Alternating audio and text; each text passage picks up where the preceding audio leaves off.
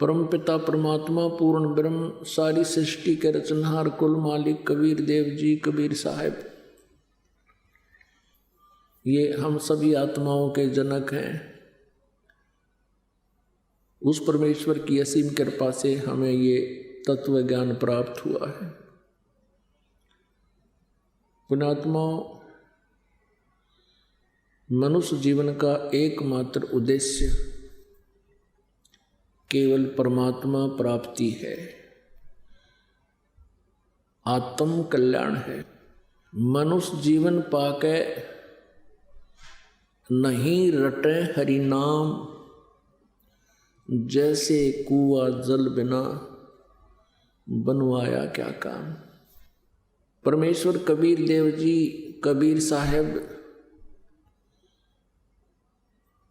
अपनी प्यारी आत्माओं को अपने निज स्थान का ज्ञान कराने के लिए स्वयं ही आते हैं और हमें प्रेरणा करते हैं कि तुम यहाँ काल के जाल में फंसे हुए हो, ये तुम्हारा ठिकाना नहीं है।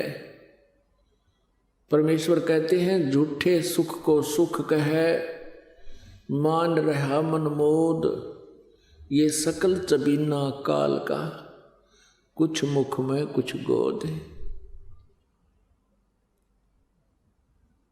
परमेश्वर कबीर जी वो हमारे पिता हैं, हम उनकी संतान हैं। चींटी से लेकर हाथी, रंग से लेकर राजा, सभी उसी की आत्माएं हैं।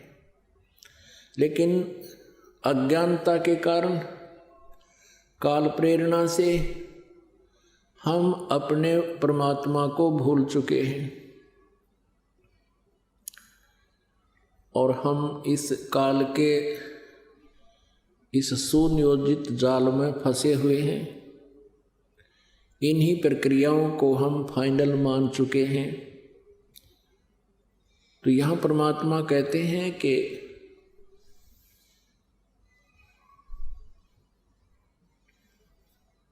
इस झूठे सुख को सुख कहे, ये मान रहा मनमोद, सकल चबीना काल का, कुछ मुख में कुछ गोद है। उस परमेश्वर ने पूर्ण ब्रह्म ने आकर के स्वयं ही अपनी जानकारी हमें बताई कि तुम यहाँ के वासी नहीं हो। परमात्मा कहते हैं ये काया तेरी है नहीं, माया कहाँ से हो। चरण कमल में ध्यान रख, इन दोनों को खो। नंगा आया जगत में, नंगा ही तू जाए, और बीच कर ख्वाबी ख्याल है, ये इस काल ने और माया ने तुम्हें भरमाया। सर्व सोने की लंका थी, रावण से रणधीरम, एक पलक में राज विराजी, जम के पड़े जंजीरम। परमात्मा याद दिलाते हैं कि आप जी जिस व्यवस्था में अपना मानुष जीवन व्यस्त किए हुए हो, बर्बाद कर रहे हो, व्यर्थ कर रहे हो, उद्देश्य क्या रखा हुआ है कि घना धन हो जा, बड़ी कोठी बन जावे, उसमें चिप्स मार्बल लग जावे, अच्छी कार हो, बैंक बैलेंस घना हो, फिर क्या हो जाएगा। परमात्मा याद दिलाते हैं कि सर्व सोने की लंका थी। रावण ने लंका पूरी जो है सोने की ईंटों से बना रखी थी, जैसे यहाँ गारा की ईंटें बनी हुई हैं और सीमेंट में चनी जाती है, चूने में चनी जाती थी, ऐसे सोने की ईंटें, स्वर्ण की, गोल्ड की, और गोल्ड की ही गारा सीमेंट, उसमें उसने महल बना रखे थे अपने। और यहाँ किसी के पास 200 ग्राम सोना हो जाए तो काख पीटता फिरे, और इन्हों सोचा बहुत धनवान हो गया। परमात्मा कहते हैं ये भूल है। सारी सोने की लंका थी, रावण जैसे सूरवीर थे। परमेश्वर कबीर जी कहते हैं भक्ति बिना क्या होत है, ये भरम रहा संसार, रति कंचन पाया नहीं, रावण चलती बार। रति माने 1 ग्राम स्वर्ण रावण अपने साथ नहीं ले जा सका, सर्व सोने की लंका थी। तो क्या बताते हैं, भक्ति बिना क्या होत है, ये भ्रम रहा संसार, रति कंचन 1 ग्राम गोल्ड रावण साथ नहीं ले जा सका जब मृत्यु हुई चलती बार। दूसरी हमारी इच्छा क्या होती है, डिमांड कि संतान हो, और संतान में भी पुत्र नहीं हुआ तो हम संतुष्ट नहीं होते। इस काल ने हमारे एक ऐसी प्रेरणा भर रखी है, जीव के बस की बात नहीं। परमात्मा कहते हैं यदि आपके संस्कार में कोई पुत्र है बहुत अच्छा, पुत्र नहीं है और पुत्री है बहुत अच्छा, और ये दोनों ही नहीं, संतान ही नहीं है तो उससे भी अच्छा। अपनात्मा यूं कहते आए हैं कि जगत और भगत का सदा ही विचारों का जो है आपस में डिफरेंस रहा है, और जिस कारण से उन दोनों के विचार कभी नहीं मिलते। दूसरे शब्दों में ये कहते हैं जगत और भगत का सदा ही बैर रहा है। इसका कारण क्या है? क्योंकि संत भक्त परमात्मा के उस विधान के अनुसार चलते हैं जिसका जगत को यानी जो साधक नहीं है उनको ज्ञान नहीं। जगत को ज्ञान है केवल काल प्रेरणा का, काल की व्यवस्था का, ज्योति निरंजन द्वारा एक सुनियोजित षड्यंत्र रच के जो फंसा रखे हैं केवल वहीं तक वह सीमित है। इसलिए ये शब्ददास ने कहा कि जिनके संतान नहीं है वो बहुत ही अच्छा, और है वो भी अच्छा, पुत्र है वो भी अच्छा, पुत्री है तो भी अच्छा, लेकिन संतान बिल्कुल नहीं है बहुत अच्छा। क्योंकि यदि आप भक्ति करना चाहते हैं तो परमात्मा के विधान से आपको परिचित होना पड़ेगा, उस पर विश्वास करना ही पड़ेगा। हम यहाँ एक दूसरे के साथ संस्कारों के कारण जुड़े हुए हैं, और संस्कार से ही कोई पुत्र बनता है, कोई पुत्री बनती है। संस्कार से ही हम एक दूसरे के नाती बनते हैं, कोई साला बनता है, कोई दामाद बनता है, कोई ससुर बनता है, कोई सास बनती है। कहने का भाव ये है कि हम एक दूसरे से के साथ हमारे संस्कार जुड़े हुए हैं, जिस कारण से हम यहाँ संयोग से जुड़ते हैं, उस पूर्व जन्म के संयोग से। उन संस्कारों से हमारा फिर संयोग बन जाता है, हम यहाँ एक दूसरे के साथ जुड़ जाते हैं। एक उदाहरण देते हैं। एक व्यक्ति था, किसान था, उसको एक पुत्र प्राप्त हुआ, उसकी पत्नी की मृत्यु होगी। उसने दूसरा विवाह करवाया, उससे एक पुत्र की प्राप्ति हुई, फिर उसकी पत्नी की भी मृत्यु होगी और स्वयं की भी मृत्यु होगी।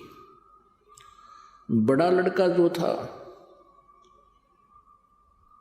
वो पहले वाली पत्नी से था और दूसरा दूसरे वाली पत्नी से हुआ। उनकी आपस में एज फैक्टर में कम से कम भी 10-12 वर्ष का अंतर था। छोटा लड़का 12 वर्ष का हुआ तो बड़े बड़े लड़के का विवाह हो चुका था। छोटे वाला लड़का यानी उसका छोटे वाला भाई बीमार हो गया। अब उन दोनों ने बहुत कुछ इलाज करवाने की चेष्टा की, भाई और भाभी ने, लेकिन इलाज भी करवाते रहे। फिर कुछ दिन के बाद उनके मन में दोष आ गया कि यदि ये अब मृत्यु को प्राप्त हो जाए तो सारी जमीन अपनी ही रह जावे, सारी संपत्ति अपने पास रह जावे। और अब ये बीमार चल ही रहा है, सभी को पता है। तो उन्होंने क्या स्कीम बनाई, एक डॉक्टर से बात कर ली। डॉक्टर ने 500 रुपये लिए और उसको विष दे दिया छोटे भाई को, उसकी मृत्यु होगी। बात रफा दफा हुई, सभी को पता था भाई बीमार चल रहे हैं, महीना 2 महीने से वो बीमार थे, मृत्यु होगी, बात खत्म हुई। कुछ दिनों के उपरांत उस बड़े भाई को पुत्र प्राप्त हुआ और बहुत ही अच्छी तरह उसका लालन पालन किया, क्योंकि पूरी संपत्ति थी। अब वो लड़का विवाह के योग्य हो गया, उसका विवाह कर दिया। विवाह होने के उपरांत वो बीमार हो गया और इतना बीमार हो गया कि कम से कम उस पे कई लाख रुपए खर्च हो गए। अब बहुत चिंतित हुए, इकलौता पुत्र मृत्यु सैया पर, बहुत चिंतित। वो अपने बच्चे के पास बैठा हुआ है, वो व्यक्ति बहुत ही दुखी मन से वहाँ पर बैठा है। तब वो लड़का बोलता है जो बीमार था, रोगी था, उसने कहा कि भैया अब मेरा और तेरा केवल एक कफन और लकड़ी का हिसाब किताब शेष रहता है, बाकी सब मैंने अपना चुकता कर लिया। लगभग आधी संपत्ति उसने सेल कर दी उस अपने पुत्र के इलाज के लिए, ट्रीटमेंट के लिए। तब उस व्यक्ति ने सोचा कि बच्चा बहुत बीमार है, इसकी मानसिक हालत भी बिगड़ गई है, ये मुझे भाई कह रहा है। तब उसने कहा कि बेटा मैं तेरा भाई नहीं, तेरा पिता हूं। तब उसने कहा लड़के ने, जो रोगी था, कि मैं खूब जानता हूं तू मेरा क्या है। मैं तेरा बेटा नहीं, मैं तेरा भाई हूं और तू मेरा दुश्मन है। तूने मुझे ऐसे ऐसे मरवाया था डॉक्टर को पैसे देकर। तब वो जान गया, उसकी इससे बात पर वो समझ गया कहाँ बात तो यार नो बिगड़ी, ऐसे बिगड़ी है। तब उसने कहा कि भैया ठीक है, मैंने तेरे साथ बहुत जुल्म किया और जैसा मैंने किया आज मुझे मिल गया, क्योंकि मेरा वंश नष्ट होगा ही। इकलौता पुत्र मृत्यु को प्राप्त हो रहा है, अब मुझे कोई खेद नहीं। मैंने जैसा जुल्म किया था मुझे फल परमात्मा ने दे दिया। पर एक बात बता भाई, मैंने तो जैसा किया फल मिल गया, मेरा तो विनाश कुल नाश हो गया, लेकिन इस लड़की ने जो तेरे विवाह हुआ है इसका क्या दोष बेचारी का। अब ये सती होगी तेरे साथ। पहले सती प्रथा थी, पति मर जाता था तो पत्नी को साथ चिता में जिंदी जलाया करते थे, जीवित को फूका करते थे, उसको सती प्रथा कहते थे। तो कहने लगा अब इस बेटी का क्या दोष है, ये जिंदा जलाएगी तेरे साथ। तो उसने बताया कि वो डॉक्टर कहाँ है। अब उसने बताया कि वो तेरी मृत्यु के 4 वर्ष बाद मृत्यु को प्राप्त हो गया था। तब उस लड़के ने कहा कि ये वही डॉक्टर है, आज मेरी पत्नी बनकर इसका जन्म है, अब ये जिंदा जलाई जाएगी। तो पुण्यात्माओं, यहाँ कबीर परमेश्वर जी कहते हैं, एक लेवा एक देवा दूतम और कोई किसी का पिता नहीं पूतम। ये ऋण संबंध एक लोन आपस में ले रखा है, ऋण संबंध जुड़ा एक ठाठा, अंत में सब 12 बाटा।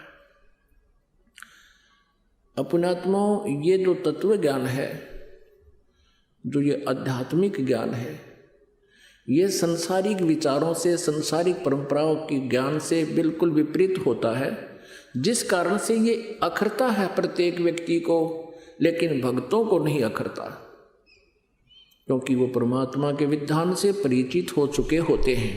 तो पुण्यात्मा, जिनके संतान नहीं है, समाज में उनका जीना बहुत ही दूभर हो जाता है, और जिनको ये आध्यात्मिक ज्ञान, परमात्मा का विधान समझ में आ जाता है, वो फिर समाज की बातों पर ध्यान नहीं देते, क्योंकि वो भक्त हैं, क्योंकि वो स्टूडेंट हैं परमात्मा वाली यूनिवर्सिटी के। तो फिर वो समाज के उन जो लोक वेद पर वो कोई ध्यान नहीं देते। अब पुण्यात्माओं, जिनके आज संतान नहीं है और ये मार्ग मिल गया,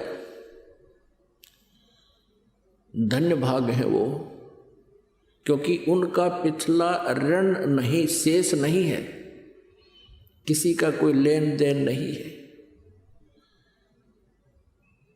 और जिनके संतान है वो भी बहुत अच्छा, क्योंकि उस पुण्यात बच्चे का भी कल्याण होगा, क्योंकि हम सभी एक ही परमात्मा के बच्चे हैं और काल के जाल में फंस गए हैं। अब जिनको ज्ञान हो गया, संतान है, उस बच्चों को भी परमात्मा के चरणों में समर्पित करवा दे, उनका आप रखवाला होगा भगवान।